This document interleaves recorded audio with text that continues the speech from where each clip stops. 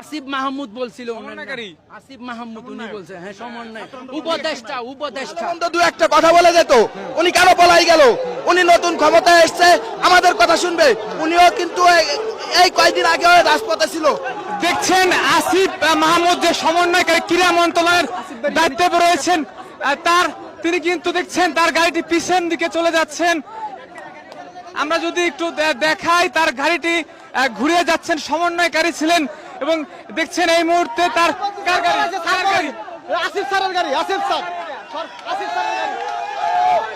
দেখছেন আসিফের গাড়ি কিন্তু চলে যাচ্ছে। এই মুহূর্তে সমন্বয়কারী রয়েছেন।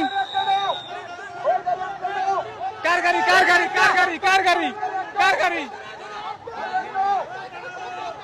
কার গাড়ি কার গাড়ি? এটা উপদেষ্টার গাড়ি, উপদেষ্টার গাড়ি। কি নাম কি?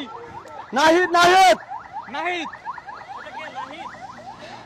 দেখছেন গাড়ি কিন্তু সরে। কার গাড়ি কার গাড়ি? এটা আসিফ মাহমুদ নাম বলছিল, উনি আমাকে যখন বলছে ক্রীড়ামন্ত্রী? উপদেষ্টা, হ্যাঁ উপদেষ্টা, উনি আমাকে নাম্বার দিছে, বলছে আপনারা লিখিত আকারে একটা দেন, আমাদের গাড়িটা সাথ দেন, এতটুকু বলছে। পরে যখন আমরা উনাকে ছাড়ি নাই, উনি উনার ইচ্ছা মতো আবার ব্যাক করে চলে গেছে। আসলে কি প্রমাণিত হলো এটা?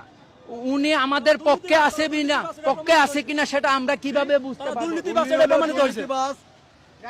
তাদের সামনে কথা বলার মতো কোনো সাহস নাই, তারা দুর্নীতি করতে করতে কথা বলছে, আমাদের সাথে কথা বলছে যে আপনারা একটা লিখিত আমাদেরকে দেন। আসিফ মাহমুদ বলছিল, আসিফ মাহমুদ উনি বলছে, হ্যাঁ সমন্বয় উপদেষ্টা আসিফ মাহমুদ নাম হিসাবে বলছে, হ্যাঁ হ্যাঁ। তো উনি বলতেছে যে আপনারা একটা লিখিত দেন। স্যার আমি বলতেছি লিখিত কি? এখানে আমাদের এক দফায় এক দাবি, এখানে লিখিত কি দিব?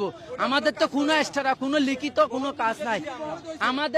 আমাদের এখানে কোনো অনেকগুলা দাবি যদি থাকতো তাহলে আমরা লিখিত আকারে পেশ করতাম, এটাই বলছি আমি। হ্যাঁ হ্যাঁ, কথা না বলে কেন চলে গেলেন? উনি ভয়েতে পালাইছে।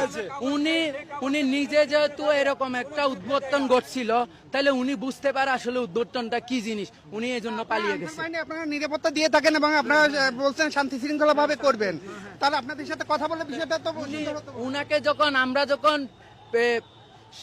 মিডিয়ার সাথে কথা বলার জন্য উনাকে আমরা রিকোয়েস্ট করি, তখন উনি পালিয়ে যায়, গাড়ি ব্যাক করে পালিয়ে যায়, এটুকু।